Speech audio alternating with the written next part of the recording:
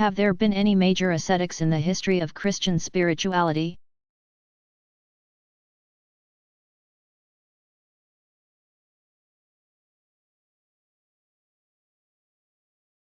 Asceticism is an intensely focused spiritual striving that emphasizes various forms of self-discipline.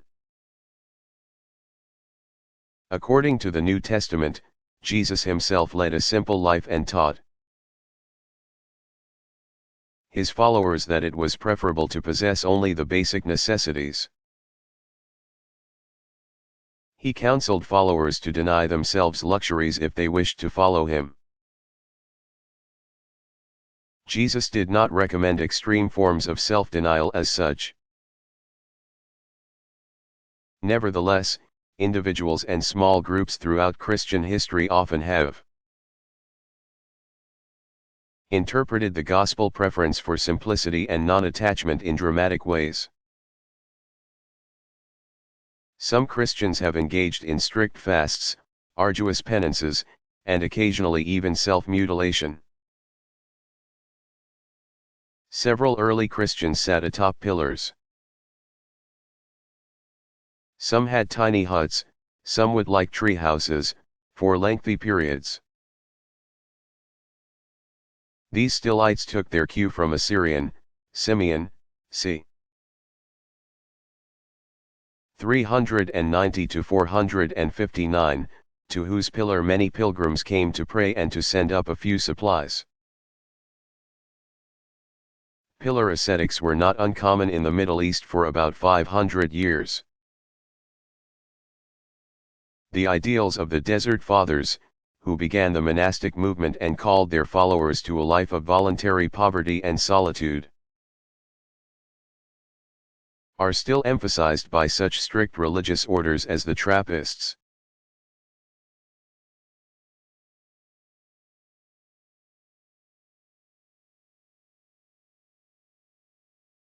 Is there a Jewish creed?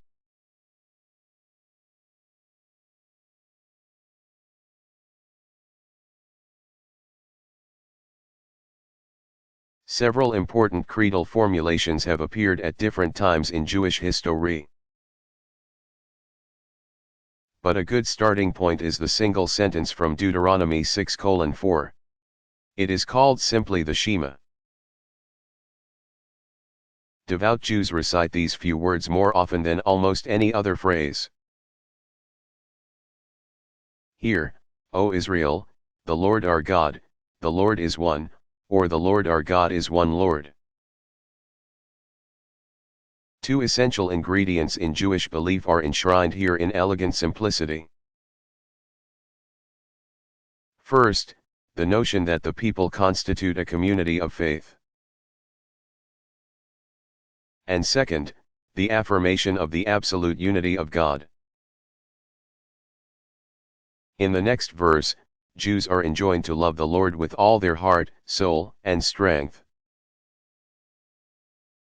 Another very ancient text that functions like a creedal statement appears in Deuteronomy 26:5-10.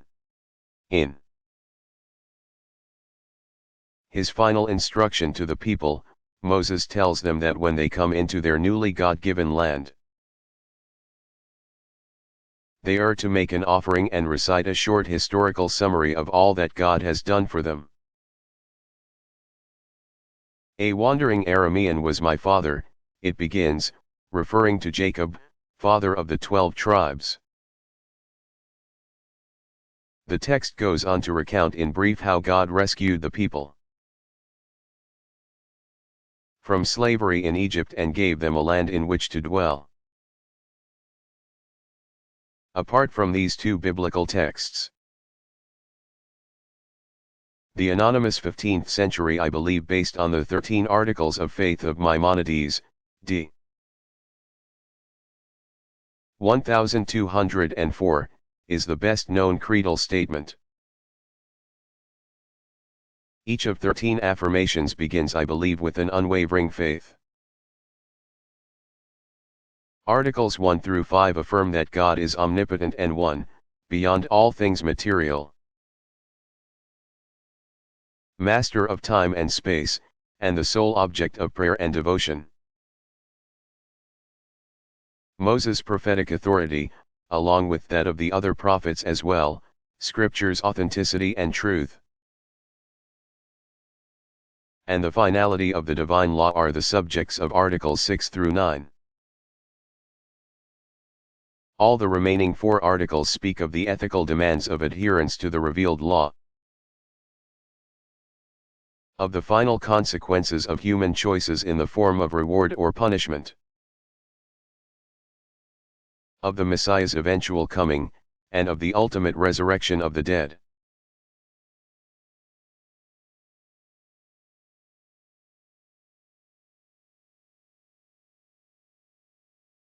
What is the caste system?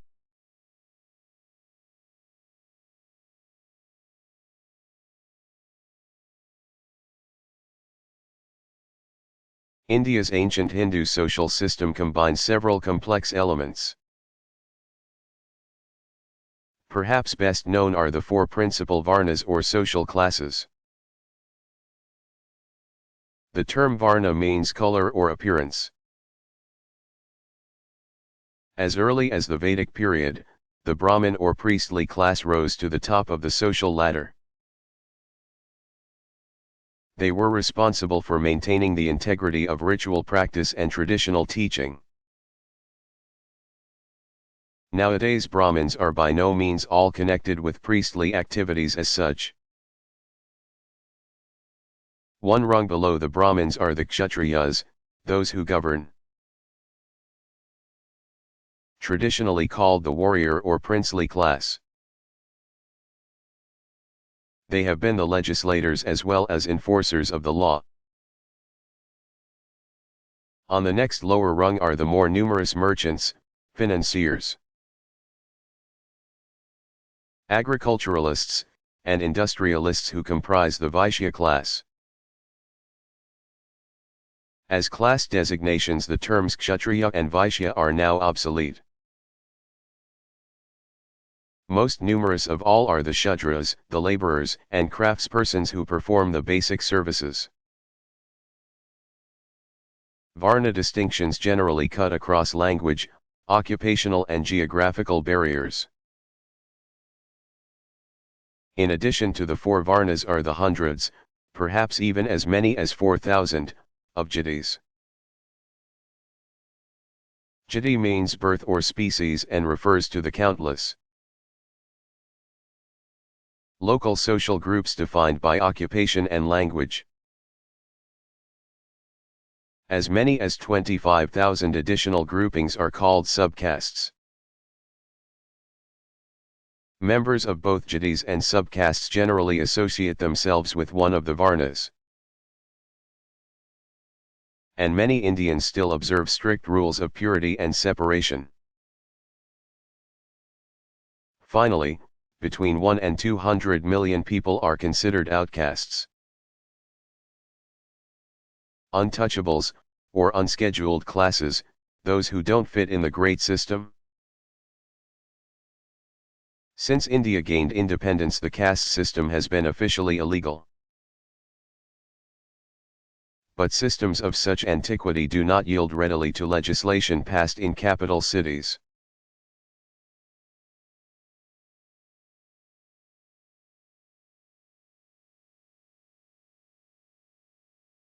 What is a beatitude?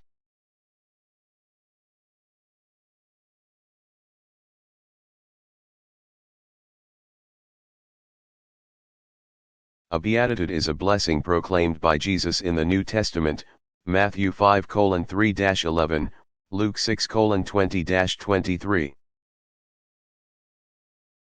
Commending a characteristic of life that is most precious and dear to God.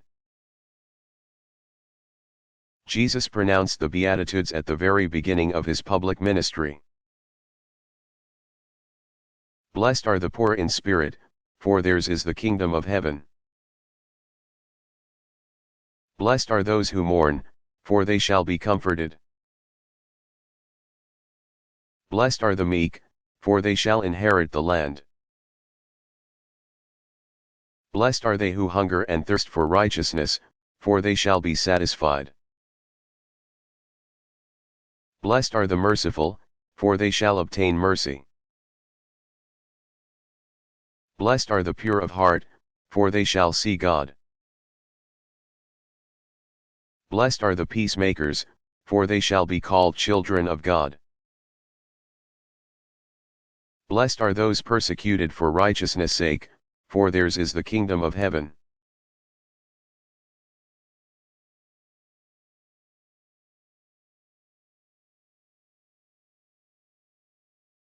What are the principal Hindu rites of passage?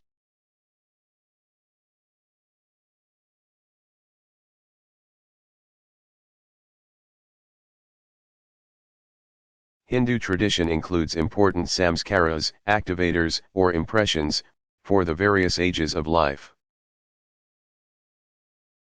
Specific samskaras are associated with birth, childhood, adulthood, and older age. Connected with birth are rituals sanctifying conception, prayers for a male child. The husband's expression of love by grooming his wife between the 4th and 7th months of pregnancy. And welcoming the newborn with blessings that include placing a little ghee and honey on the child's tongue. Childhood sacraments include conferral of a name anywhere from 11 to 41 days after birth. Making its first taste of solid food at around 6 months, piercing of the ears for gold earrings in either the 1st,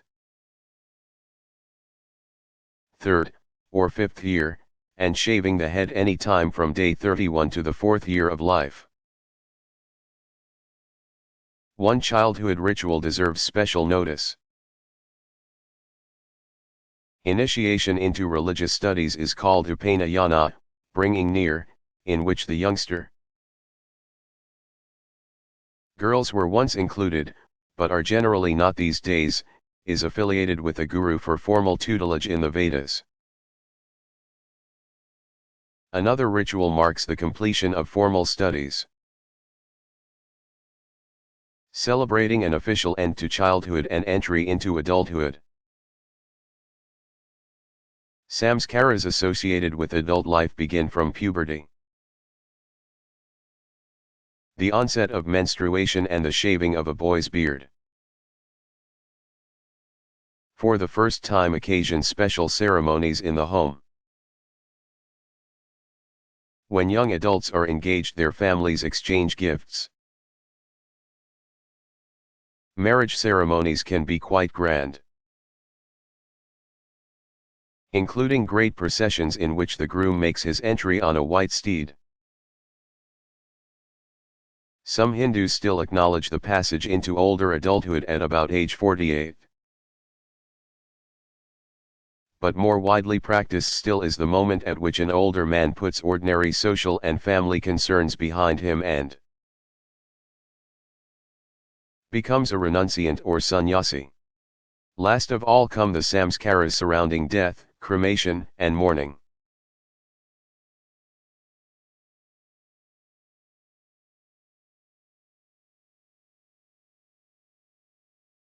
What do Jews call God?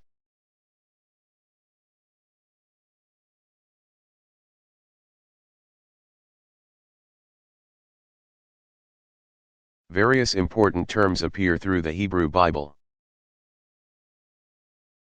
Torah uses the words Elohim, a kind of plural form related to the same Semitic root. El, from which the Islamic name for God, Allah, derives. But the word Yahweh is a still more central term. Sometimes translated as He who is, in connection with God's identifying Himself to Moses. Through the burning bush as I am who am or I will be who I will be, Ahai Asher Ahai. Many Jews choose not to pronounce this most sacred name of God. When reading scripture they prefer to substitute the Hebrew Hashem. The name, every time the word Yahweh appears. Similarly, many Jewish publications in English print simply GD in place of God, out of reverence for the sacred word. Another term, Adonai, my Lord, is also significant here. Some people combine the vowels from Adonai with the consonants of Yahweh to get Jehovah. This linguistic compromise allows people to both say and not say the sacred name of God.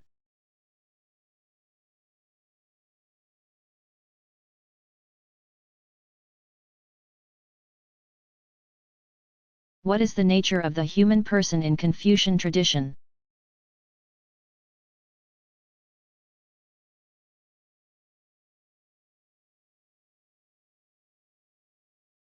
Chinese uses the word "seen" to describe human nature in its most fundamental form. The term combines the concepts of life/progeny with heart/mind. The two basic constituents of the person.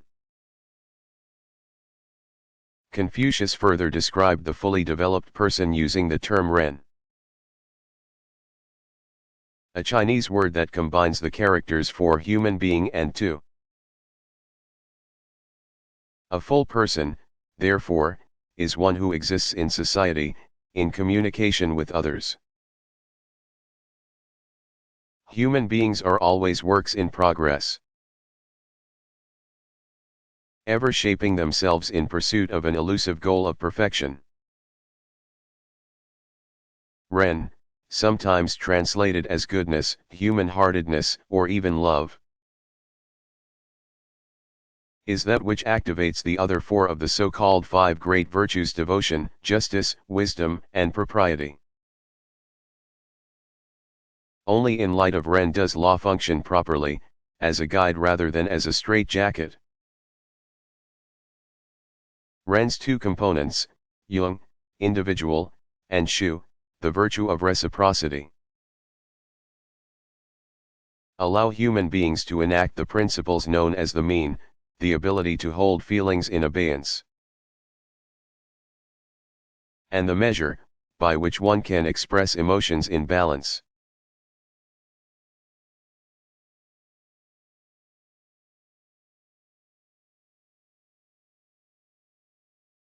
Have there been any Shinto mystics?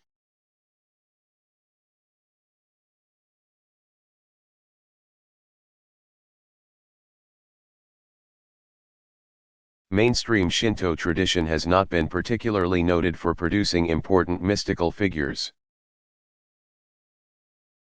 That is not to say that there have been no Shinto mystics. But talk of mystical union with the divine has come more from various syncretistic schools and sects, especially those heavily influenced by non-Japanese schools of religious thought. Kurozumai Muntada, founder of the Kurozumai sect with a distinctively Neo-Confucian tilt, taught the importance of the deliberate quest to become a kami. He himself is said to have experienced oneness with the sun goddess Amaterasu when she suffused his body.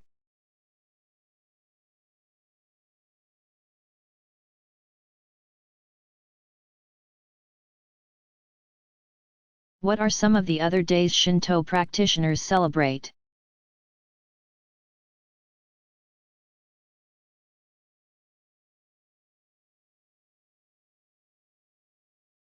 Obon Matsuri is one of those feasts whose timing is determined by adding a solar month to the lunar reckoning. Hence a feast formerly celebrated during the middle, i.e., full moon, of the 7th month now occurs during the middle of August, the 8th. On November 23 and 24 falls the New Food Festival, Nii name Sai. Acting as high priest, the emperor himself leads the ceremonies.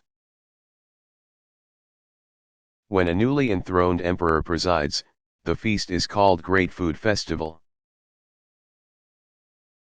Daija Sai, and the ritual seals and formalizes the new ruler's accession. This is one of some 30 regular imperial ceremonies. Koshitsu Saishi, that occur through the year, most conducted privately within the palace. The autumnal equinox still calls for quite elaborate observances in some places. Suwa Shrine in Nagasaki, for example, holds its annual Okankai for 3 full rousing days and nights, involving a full range of activities, from raucous processions to solemn pre-dawn purifications conducted in almost total silence. The festival engages large numbers of worshippers actively. Festivities begin and end with more private rituals designed to bring the kami into the ceremony and see them back to their places of repose. Some ceremonies occur often but on a more ad hoc basis than the regularly scheduled festivals. Nearly every new architectural venture occasions special religiously inspired observances. Earth sanctification, Jichinsai, is a ritual of deist origin conducted by a Shinto priest to prepare the ground for new construction. Participants call on the kami of the place for protection. These ceremonies are roughly analogous to the American practice of hoisting a small evergreen to the top of a newly completed structure, perhaps religious in origin, but now purely customary. A rite called sentasei or sengu can occur on any number of occasions. In the ritual, a kami is relocated, either permanently to a new shrine or temporarily, such as during repairs, or for a matsuri, or for a time of repose in one of several of the deity's regular abodes. In the case of Ise Shrine, for example, the ceremony happens every 20 years. When a new shrine is constructed on the grounds,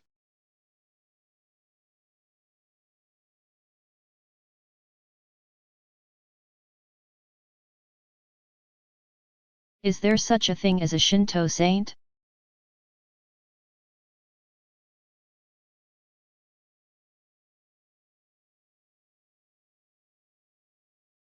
many exemplary human beings have been identified and revered as kami after their deaths. Since the category of kami is an all-inclusive grouping of forces and persons considered above the merely human, Shinto tradition has no need of an intermediary category such as that of saint. Most traditions that discuss sainthood in one form or another do so out of one of two convictions. In some traditions, the deity is so exalted and transcendent that ordinary human beings can scarcely imagine approaching it directly. Saints function as intermediaries because they share the humanity of devotees and are thus more approachable.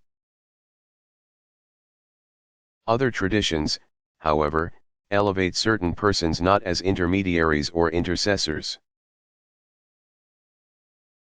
but as examples of lofty yet attainable perfection.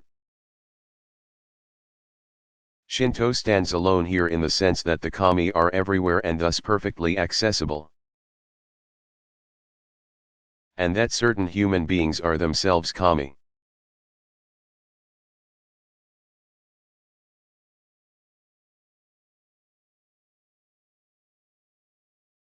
Has Daoism ever been identified with any political regimes?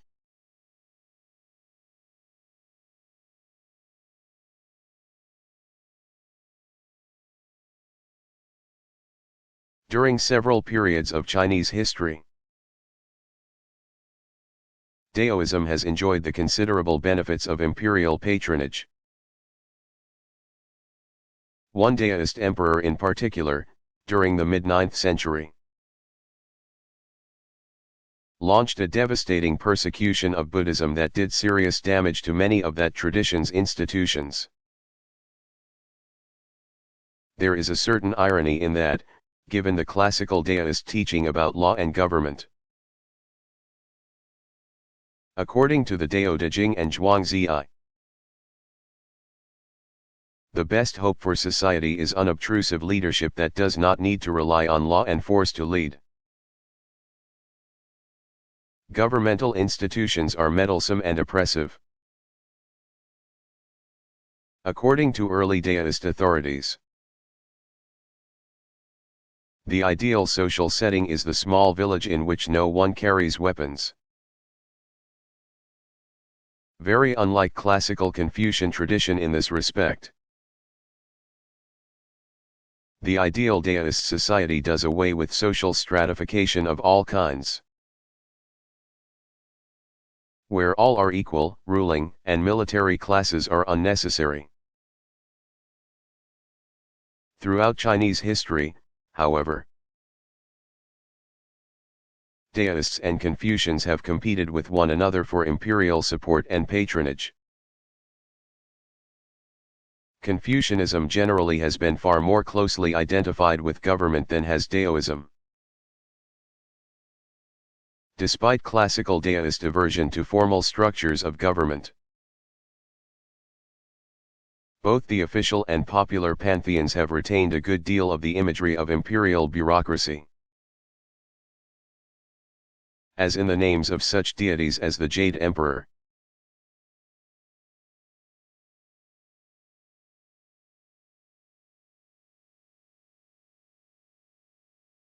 What is a votive offering?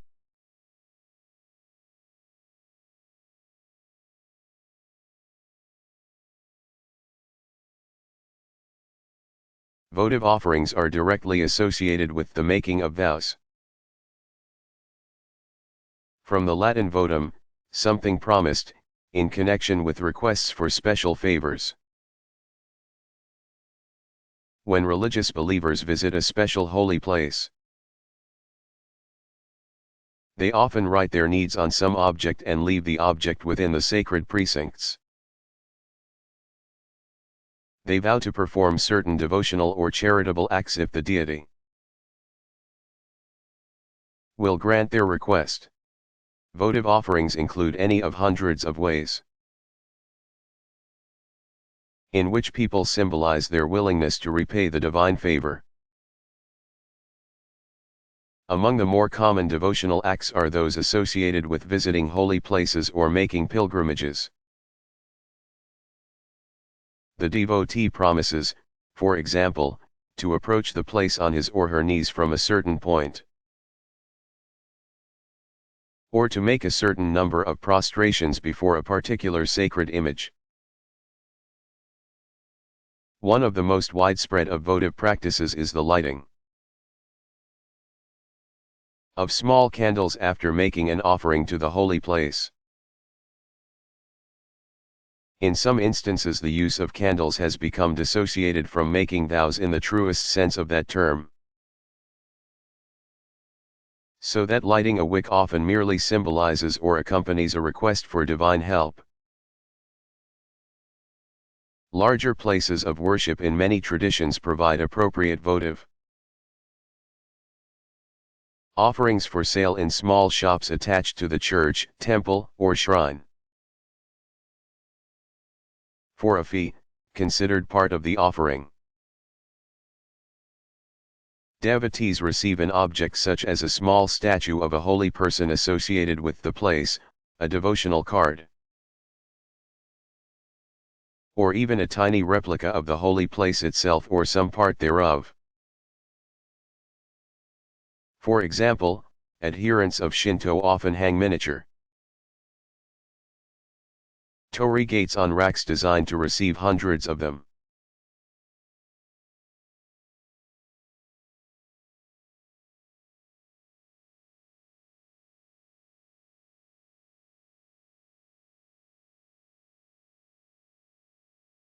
What other early schools and scriptures are especially important in the history of Buddhism?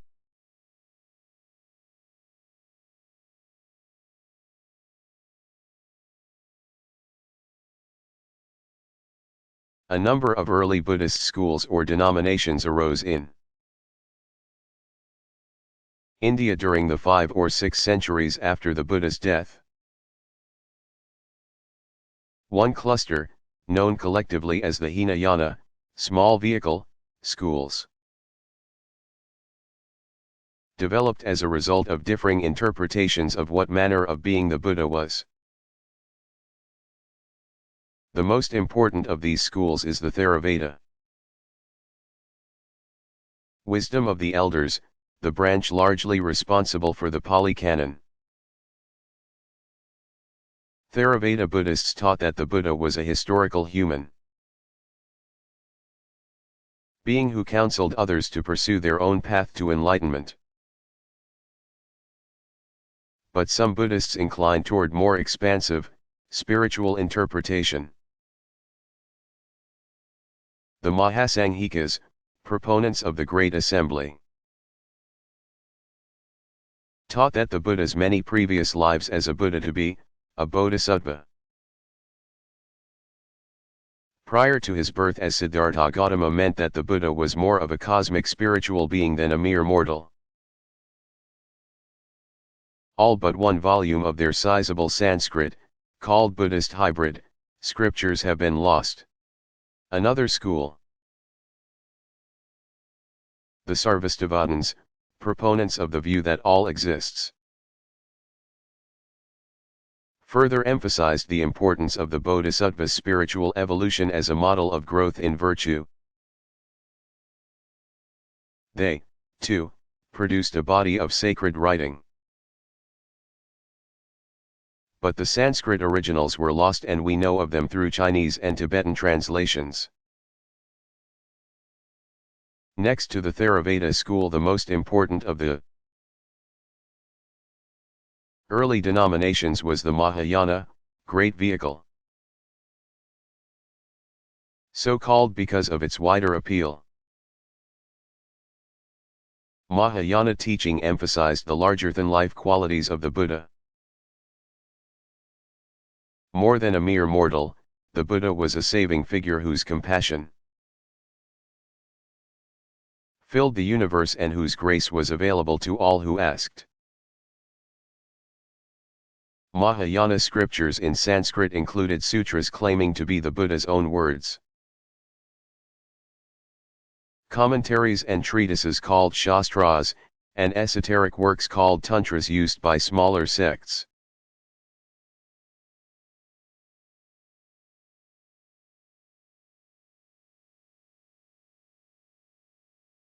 Did Hinduism have a historical founder as Christianity and Islam did?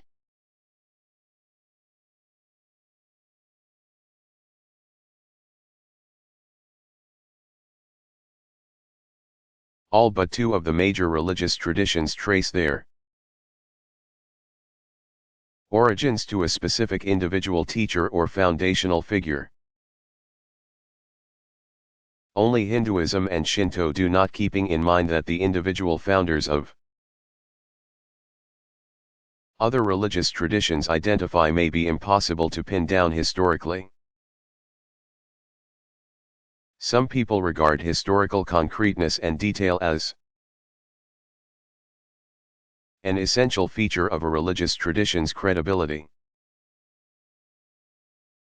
From the Hindu perspective, it is the very uncertainty as to the tradition's origins that enhances its attractiveness. The eternal truth that Hindus call Sanatana Dharma emerges from the mists of antiquity in an aura of perfect mystery, as befits a truth of divine origin.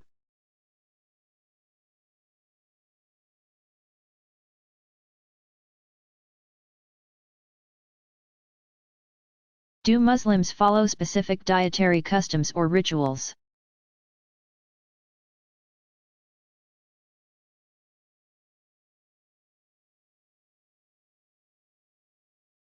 Muslim dietary practice is similar in many ways to Jewish traditions known as kashrut, or keeping kosher. Certain foods are forbidden altogether, except in direst need. These include intoxicating beverages, pork, blood, foods prepared or cooked with pork fat, some would include, for example, donuts and other fried breads, and animals that eat mainly carrion, i.e., scavengers. If non-Muslims invite Muslim friends for a celebration with a meal, it is important that they give due consideration to what they will serve. Muslims do not require the separation of meats from dairy products as do Orthodox Jews. But hosts should avoid pork of any kind if at all possible. Meat of certain animals is acceptable only when the animal has been ritually slaughtered. As in every Muslim ritual, one begins by declaring the intention to perform the action religiously. After pronouncing the first part of the Basmala, in the name of God, leaving off the names compassionate and merciful, and the Takbir, God is supreme, the butcher severs the jugular and windpipe with a single blade stroke. The idea is to drain as much of the blood as possible, for it symbolizes the life force. By custom, Muslims in various places consider certain foods traditional for special occasions, such as the meal that breaks the daily fast of Ramadan and the celebration that marks the end of that month. Many of these customs are inspired by Muhammad's own practice. For example, he is said to have broken his daily fast with a glass of water, and a few dates before taking a meal, so Muslims generally try to do likewise.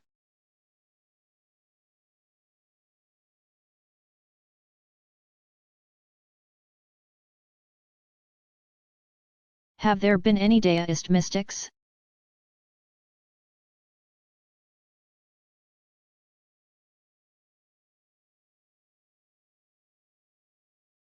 Traditional accounts of many famous deists describe their inner experiences in terms consistent with those often associated with mysticism. A mystic, in general terms, is a human being who through a variety of ritual or devotional practices experiences spiritual transcendence. Moving out of and beyond himself or herself, the mystic abides at least temporarily in a dimension very different from what most people experience most of the time. Some refer to the great deist figures as nature mystics since they enter into that different dimension by contemplating nature. They experience oneness with the cosmos intuitively rather than by reasoning their way to an intellectual conclusion. In a trance-like state, the mystic loses all sense of selfhood and individuality, becoming one with the Deo. Some have referred to the experience as the fast of the mind, in which one listens with the ears of the spirit. What exactly the experience feels like, deist sources are reluctant to say, but they readily offer advice about how to cultivate the experience. By way of exception, some deist sources also hint that the occasional mystic has experienced a somewhat more personal form of union with the divine, akin to what Hindu and other traditions call theistic mysticism.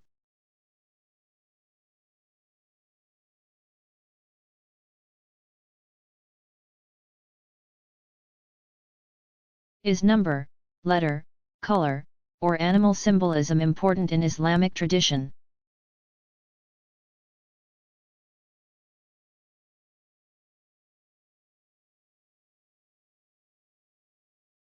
These and other types of related symbolism abound. The following examples provide only a hint of the variety of symbolism.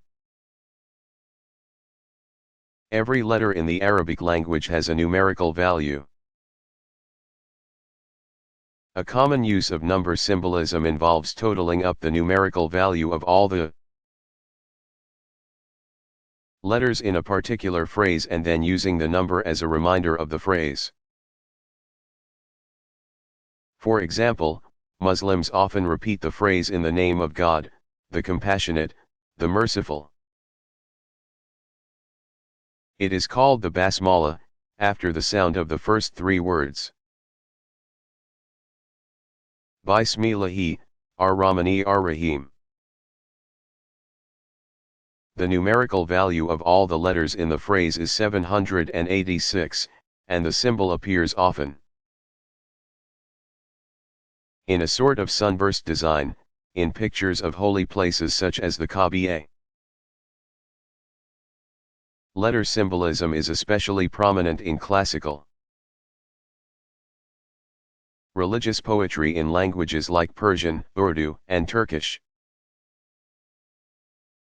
Poets love to play on meanings suggested by the shapes of the Arabic letters. As for colors, green has come to be known as the color of the prophets, and of Muhammad in particular. Animal symbols, too, have been widespread in many cultures. Muhammad's cousin and son-in-law, Ali, was known as the Lion of God because of his courage.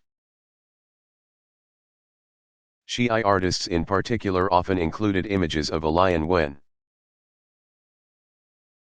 they wanted to suggest the spiritual presence of the first Imam, Ali.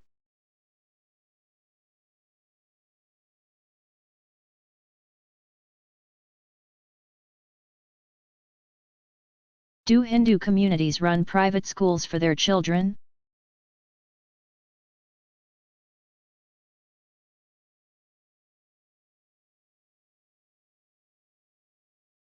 Among more traditional upper caste Hindus, gurus still provide a special education for boys. But the practice seems to be slowly disappearing. Most active Hindu devotees tend to think of religious education as a matter of family tradition. As a result, apart from the ancient guru affiliation, Hindus generally have not developed school systems analogous to those that some Jews, Christians, and Muslims have established in order to hand on their traditions. Some organizations, such as the Vedanta Society and smaller communities of devotees, offer courses of education generally for older members.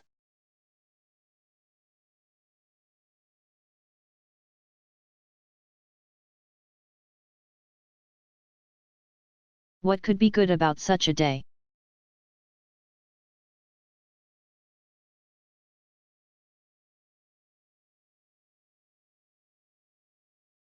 It represents the ultimate sacrifice by which God redeemed the world through the offering of the only Son.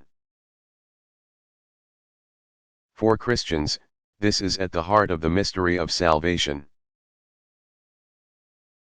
Special services acknowledge the sanctity and somber nature of the occasion. Some churches feature an extended reading of one of the Gospel accounts of the Passion and Death of Jesus,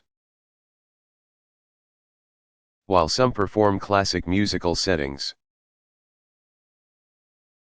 Others commemorate the events of the day with a ritual called the Stations of the Cross, the 3 hours ritual recalling the time Jesus spent on the cross, or by reenacting Christ's deposition from the cross and burial. Pilgrims to Jerusalem on this day participate in a lengthy procession through the streets of the Old City, retracing, at least in part, the steps of Jesus toward Calvary or Golgotha, the hill of the crucifixion. In liturgical Western churches, the day ends with the stripping of the altar, leaving a bare table and an empty tabernacle, where the consecrated bread is ordinarily kept, as symbols of mourning. Holy Saturday memorializes the day of waiting and uncertainty experienced by Jesus' followers, who hoped his predictions of a victory over death would prove true. Some churches celebrate a special ritual on Saturday at midnight or earlier in the evening in anticipation of Easter.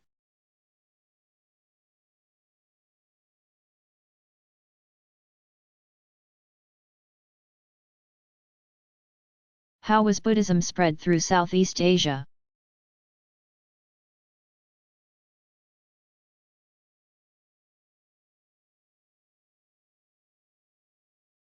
Buddhists call the spread of the tradition through lineages of teachers and students Dharma transmission.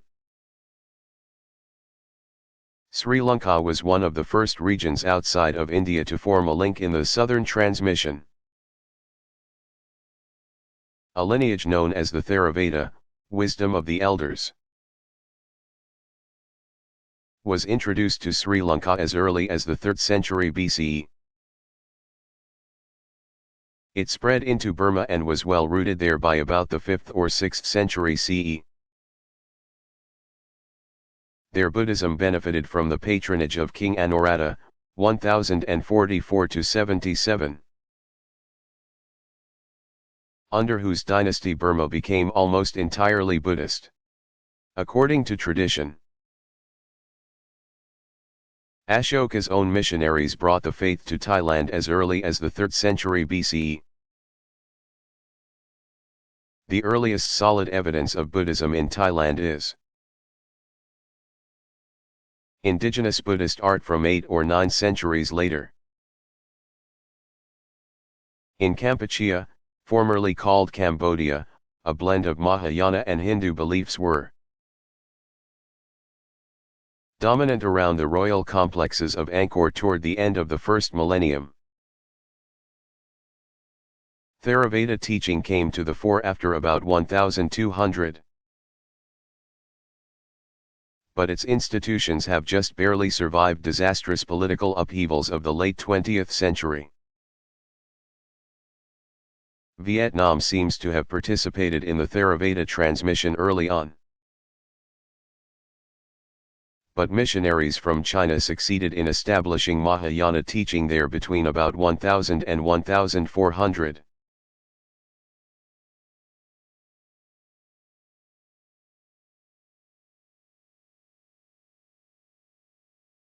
Are relics part of Confucian tradition?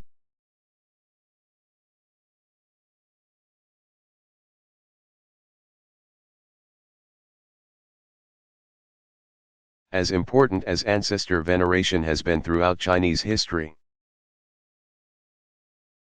one might expect relics to be a conspicuous feature in Confucian tradition.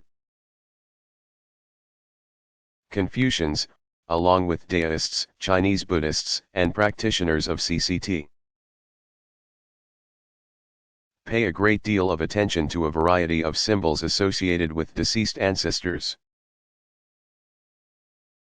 Those ancestors can be spiritual as well as biological. Forebears people like Confucius and the other sages, for example. But here tradition emphasizes the spirit and values of the ancestor. People do not focus on physical remnants of the individual, as though they contain the distillate of some special power. People visit graves of outstanding figures like Confucius as well as of their departed loved ones. But they do not go in hope of a miracle as devotees of other traditions might when making pilgrimage to the site of some powerful relic. Chinese tradition reveres the simple, noble humanity and admirable personal qualities of those who have passed on.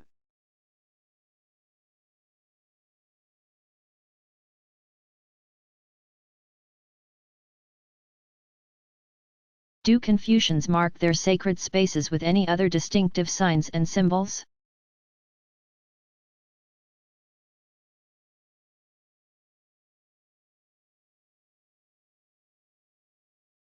although they are usually less flamboyant in their decor than other Chinese temples. Confucian temples typically sport a variety of intriguing iconographic details. When you enter the outer garden courtyard of the Taipei Confucian Temple, you notice on its outer wall several traditional Chinese symbols, a pair of dragonfish called jiwen, of which a total of 14 protect the temple from fire dragons bring rain.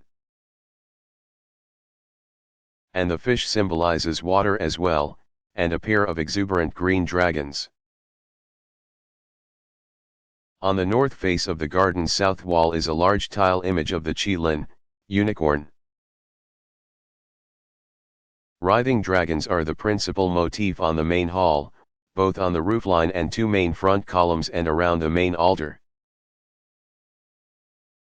where 9 of the creatures guard the spirit tablet of the master. A pair of carved sky pillars appear to protrude at either end of the main hall's central ridge beam.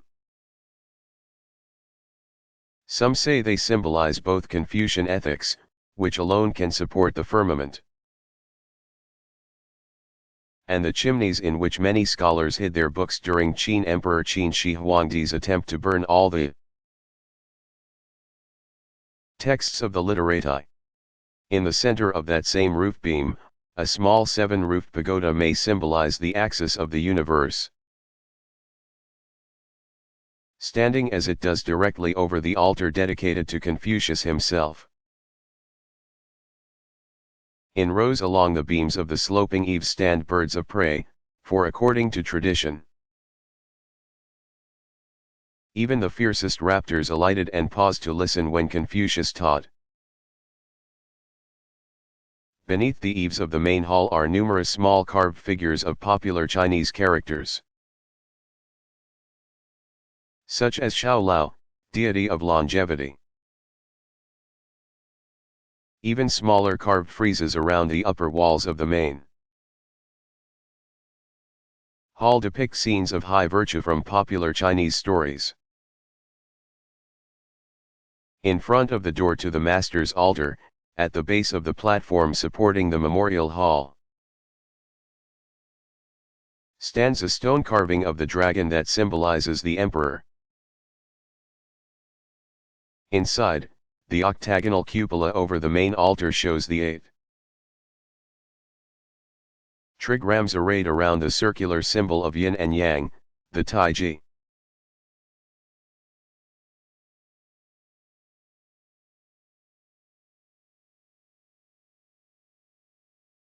Has Shinto ever been identified with any political regimes?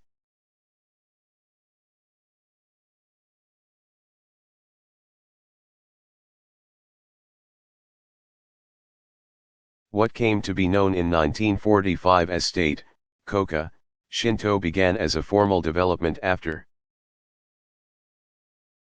the Meiji Restoration in 1868. The term state Shinto was coined in the Shinto Directive of 1945 to distinguish formal Japanese government involvement in religious affairs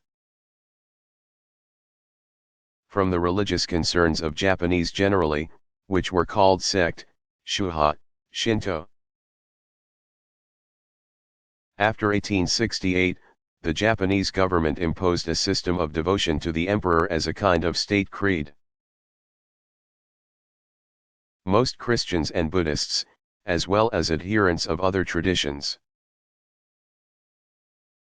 considered themselves part of that system. Shrine Shinto was another term used to refer to the system. Since the government had instituted in 1868 an elaborate structure of ranks for administering the nation's shrines, government directives regulated everything in shrine life, including specific rituals to be performed and how records were to be kept. Underlying all this was the principle of worship-government unity, Saisei Ichi. Directives also set up an elaborate hierarchy of the Shinto priesthood. One of the principal results of this extensive government control was the doctrine of absolute loyalty to the emperor and the expression of that loyalty in religious practice. A major symbol of the new way was the founding in 1869 of Tokyo's Yasukuni Shrine as a memorial to all war dead. As a way of controlling powerful symbolic expressions long connected with Shinto, the government decreed in 1884 that the torii gate could be used only for state shrines. In 1900, the government further ordered that shrine Shinto was no longer to be considered a religion as such, but a universally binding attitude of reverence for the emperor, complete with appropriate rituals. Another aspect of Shinto's relationship to the Japanese government is that long before the Meiji era, imperial palaces in the various capitals had maintained a system of 3 shrines within the compounds for exclusive use by the royal family. In the center, the Kashikodakuro enshrine the symbols of the emperor's divinity. The Koraiden, on the left, was dedicated to spirits of past emperors and their wives. And to the right the Shinden enshrined all the kami of heaven and earth. These shrines remain integral to imperial ritual today. State Shinto consisted of the approximately 100,000 shrines held under central control between 1868 and 1945, and the Shinto rites unique to the imperial household. Japan's post-war constitution guarantees freedom of religion and mandates strict separation of state and religious affairs.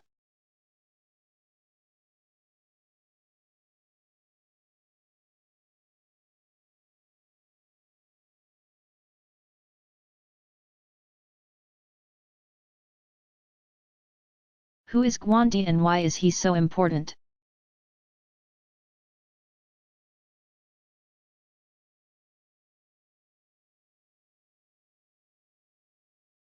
Like the Jade Emperor, Guandi, also known as Guangong, claims a place in both Daoist and CCT pantheons. He has the additional distinction of ranking high in the upper echelons of the imperial cult, and through that channel connects with Confucian tradition as well. Guandi was originally a military man of the 3rd century, named Guan Yu, who was executed after enemies of the Han dynasty captured him in battle. The court funded temples in his honor and publicized his cause. Meanwhile, the newly deified Guandi was gaining popularity among practitioners of CCT as a refuge from problems as diverse as illness, bad weather, and failing business. The ever-ready all-purpose deity thus rose to such prominence that his popular cult situated him above even the Jade Emperor. In the 17th century, a Ming dynasty emperor conferred on Guandi the title of Grand Emperor. During the following regime, that of the Qing or Manchu, Guandi received the title under which he is perhaps most widely known, Military Emperor or Wu Di, thus making him the official guardian of the empire. Guandi's celebrity represents a relatively recent development. Unlike many of the older deities, whose imagery and entourage were typically patterned on those of the imperial bureaucracy, Guandi is reminiscent of the Buddhist bodhisattva. In fact, some scholars suggest Guandi also was absorbed into certain Buddhist groups after the 7th century. It seems likely that, as in the case of other indigenous Chinese deities, Guandi was first depicted under the general influence of Buddhism's use of sculpture. He appears as a very tall man with a very long beard and a red face, sometimes accompanied by his son. Variant versions of his story give somewhat different details. As in the popular classic Chinese novel Romance of the Three Kingdoms, of which Guandi is the hero. Many popular theatrical presentations based on the novel have become a major vehicle for the spread of Guandi's popularity.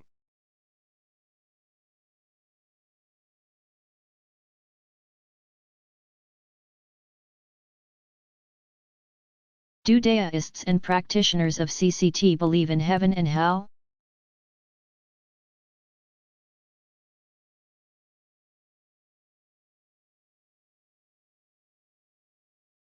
Since long before the beginnings of religious Daoism, the notion of heaven, Tian,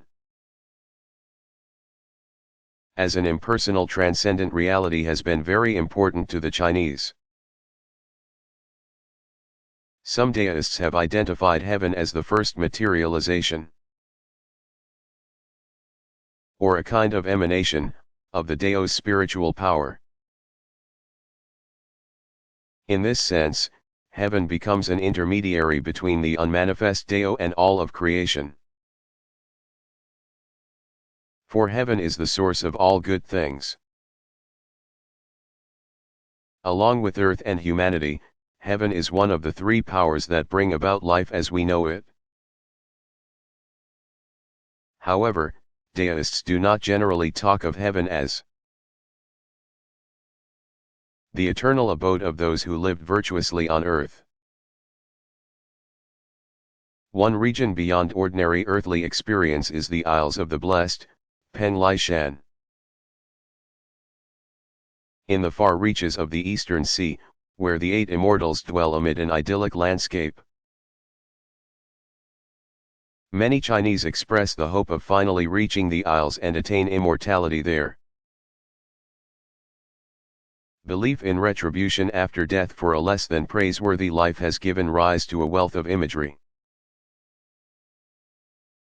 But Daoism and CCT call hell a multi-storied earthly prison. There are 10 levels of hell. Some prefer to talk of 10 separate hells, each with its ruling deity.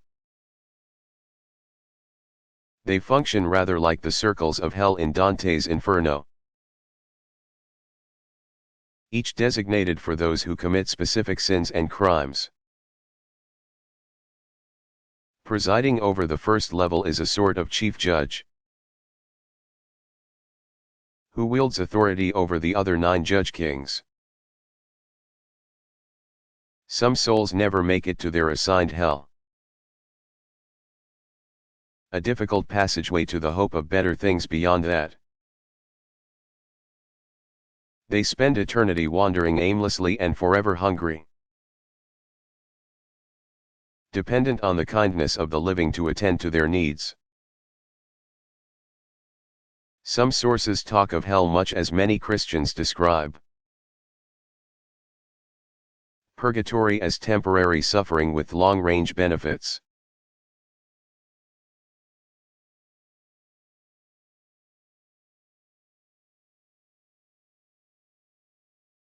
But why formulate a body of doctrine at all?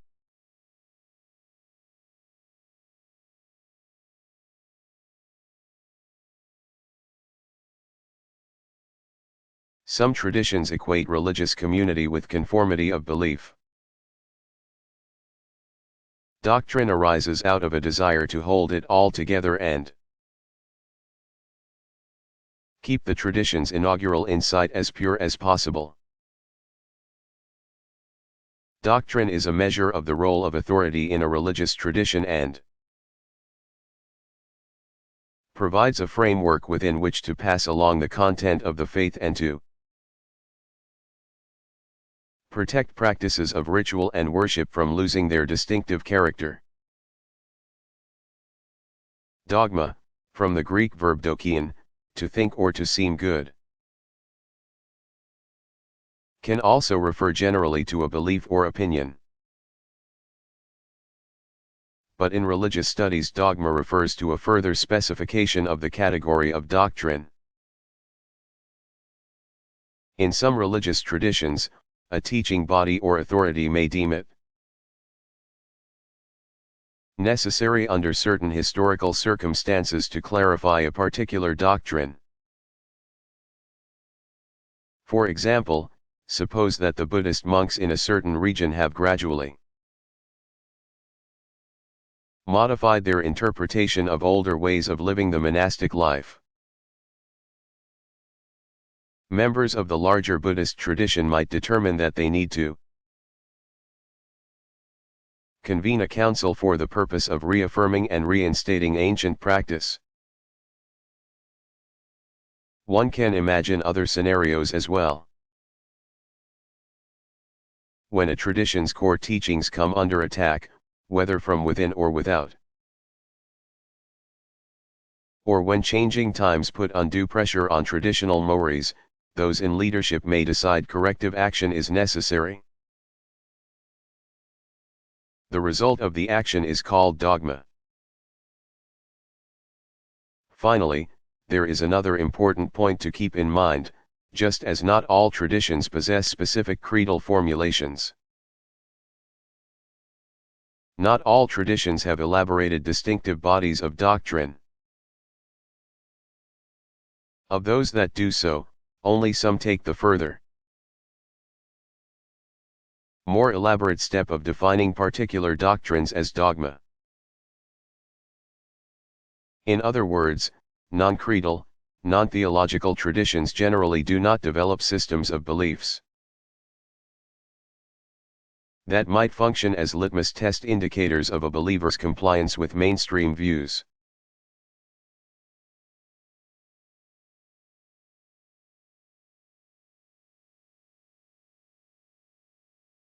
Who was Confucius and what do we know about his life?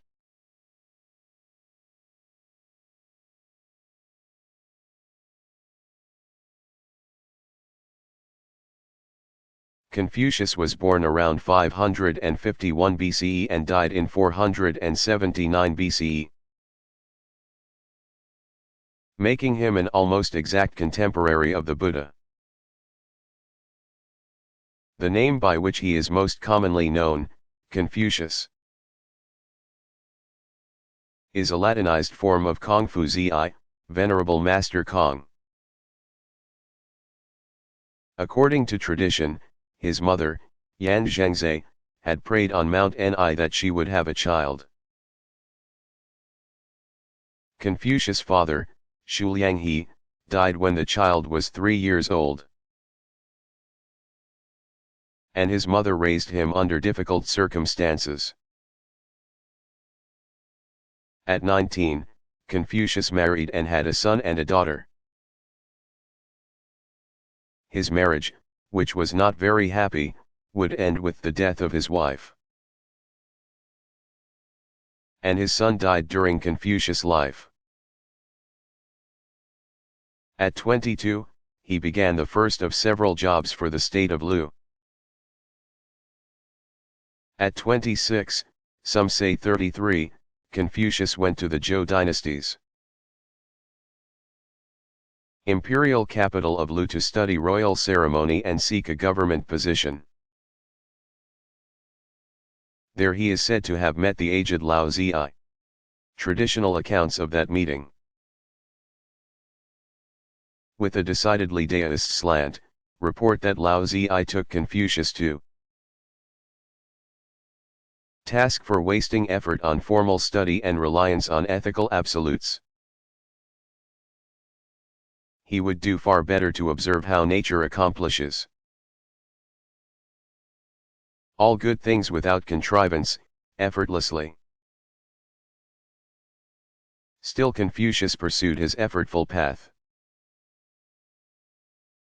He spent many years teaching privately and sought to win converts to his ethical and political views. At about 50, he won a minor governmental post. But he failed to gain the public recognition he craved. Hoping to find a willing political patron, he went into a 13-year self-imposed exile, wandering in and out of 9 provinces. Confucius returned home at the age of 68. There to spend his last 5 years studying and editing the classics. The master had a passion for fostering the kind of order in society that he felt sure could offer genuine happiness. He sought to articulate a view of the individual who could contribute to society through self-mastery and personal responsibility.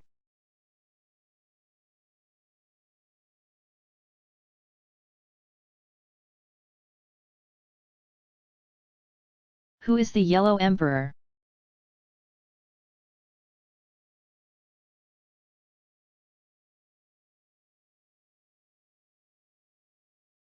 Ancient Chinese lore tells of 5 august emperors whose reigns date back to before 2500 BCE. They are sometimes called culture heroes. In that tradition credits them with providing humankind with a host of skills and essential practical wisdom. As guardians of the 5 sacred mountains, the divine quintet ruled the cardinal directions and the center. Each was associated with a color, green with the east, red with the south, white with the west, black, or dark, with the north, and yellow with the center. By far the most famous and popular of them is Huangdi, the Yellow Emperor, giver of such arts as medicine, agriculture, weaving, pottery, silkworm culture, and domestic architecture, to name only a few. Huangdi began his life in legend as a ruler and a shaman, whose magical powers allowed him to confront all manner of evil. Dated either 2697 to 2597 or 2674 to 2575 BCE, he was evidently a patron of the ancient Fangxi, or shamans. But the Yellow Emperor went on to become one of the 2 patrons of an early Daoist school called Huanglao.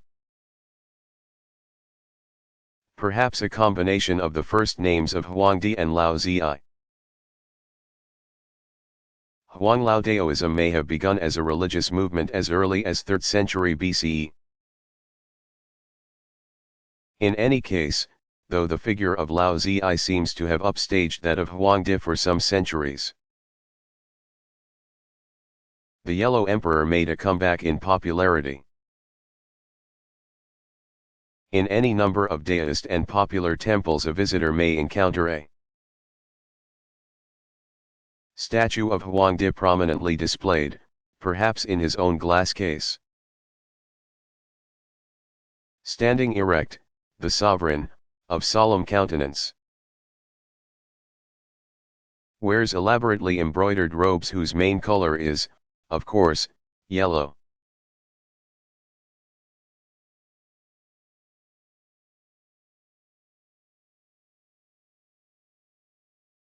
What is appropriate behavior?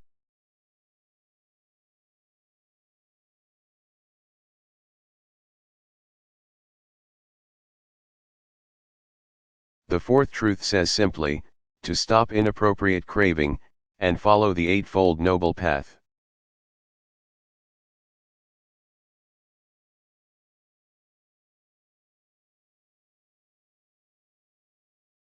What did the Jerusalem temple look like?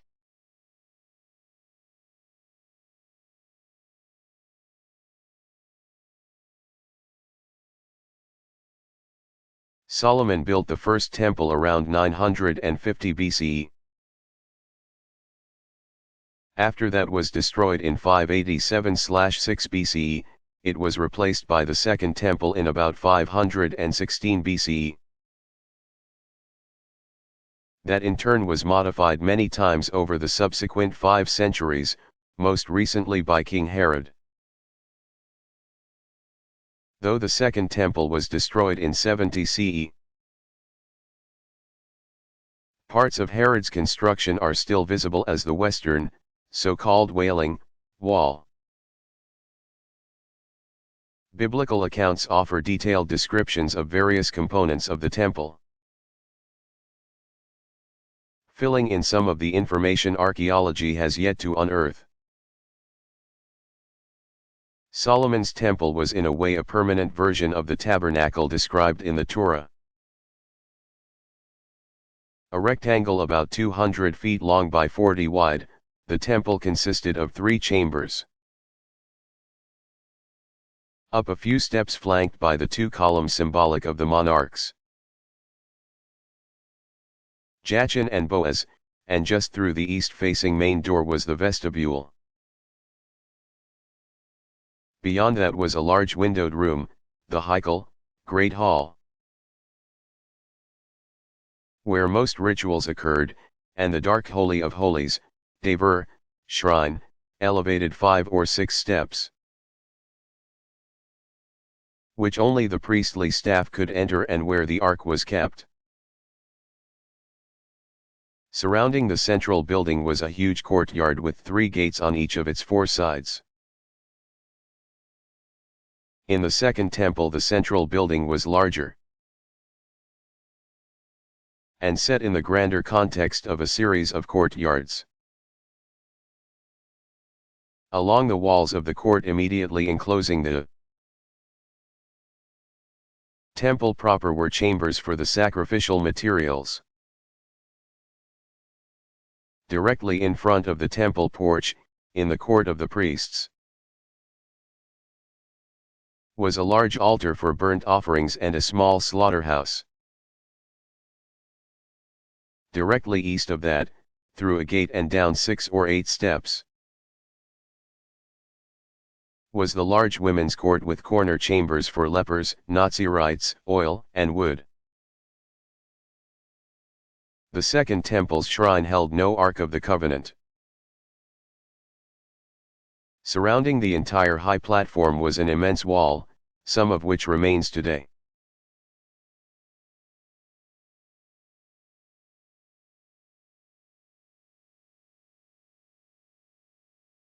What are mystics?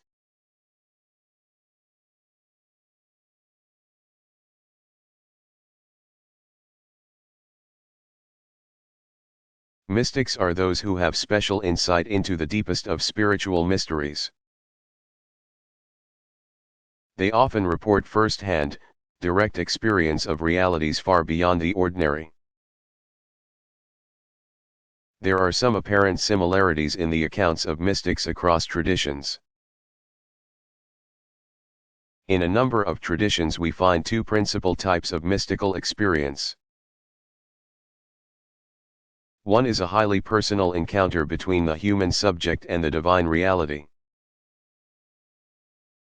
in which there is no permanent loss of individuality. This type is sometimes called theistic or dualistic mysticism. Another describes the mystic as utterly absorbed, annihilated, lost in a largely impersonal cosmic reality. Monistic is the name often used to describe this second type. There are equally telling differences from one tradition to another, and it is misleading to conclude that all religious traditions come together in mysticism. Especially in instances of theistic mysticism we find that the subject invariably describes the object of the experience in terms distinctive of his or her tradition. Christians encounter Christ and Mary, Muslims receive guidance from Muhammad, and Hindus merge in loving union with Shiva, for example. There are surely points of important crossover in the mysticisms of the various traditions. Still, the differences remain and must be acknowledged.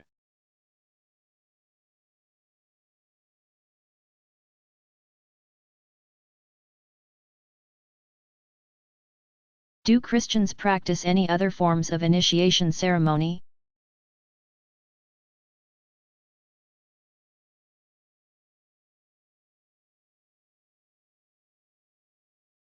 Confirmation, or chrismation as it is called in the Eastern churches, has historically been closely linked with baptism, in some cases even conferred immediately afterward. But in some churches confirmation represents the remnant of an ancient puberty rite, in which the baptized Christian receives a special strengthening with the Holy Spirit. To the baptismal use of water symbolism, confirmation adds anointing and laying on of hands, as symbols of further sealing the candidate's full membership in the Christian community. In some Western churches a bishop administers confirmation, but priests can do so under some circumstances as well.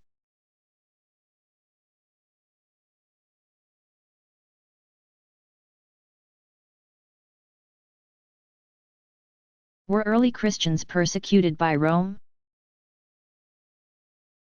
How long did that go on?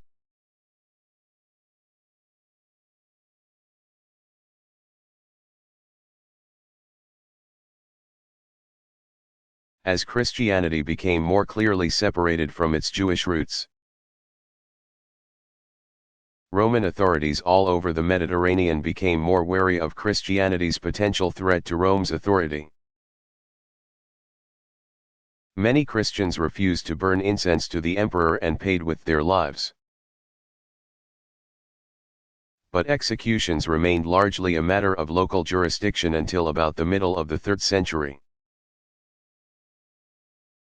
Several Roman emperors, such as Nero and Marcus Aurelius, were known for their personal antipathy to Christians.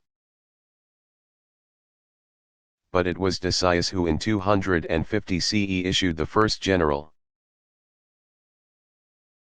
order requiring all in the realm to worship the gods of Rome. Thousands of Christians were executed and many more renounced the faith, at least publicly. Diocletian, 284 to 305 CE, began his reign with greater tolerance, but toward the end sanctioned the razing of churches, the burning of scriptures, and wholesale executions. The reign of terror continued until 311 CE, when Emperor Galerius proclaimed a renewal of official toleration of Christians.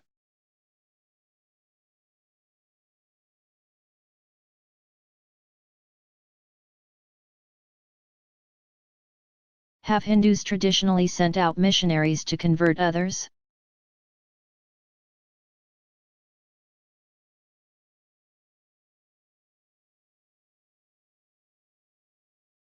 Hinduism has generally not produced the kind of missionary activity characteristic of traditions like Christianity, Islam, and Buddhism. Significant traces of Hindu tradition and culture are very much in evidence all over Southeast Asia, especially in parts of Indonesia. Throughout late antiquity, 4th through 8th centuries, and the Middle Ages, 9th through 15th centuries, important Hindu dynasties ruled portions of present-day Cambodia, Laos, and Vietnam. Major archaeological research attests to their splendor and power. But their trappings of Hindu symbol and ritual were less a matter of missionary zeal than of a desire to cloak themselves with the prestige of the great Indian dynasties. In addition, they sought to enhance their political legitimacy through the concept of divine kingship by identifying their monarchs as descendants of the gods. In modern times, however, a number of missionary organizations have grown from Hindu roots. in addition to the International Society for Krishna Consciousness, Vivekananda's 1863 to 1902, Ramakrishna Mission has made important contributions in this regard. Although its gains have been modest in terms of numbers, the mission's members have become known for various kinds of social outreach as well as for offering lectures and spiritual guidance. In many major United States cities, branches of an organization called the Vedanta Society appeal to a well-educated public by emphasizing the traditional way of knowledge,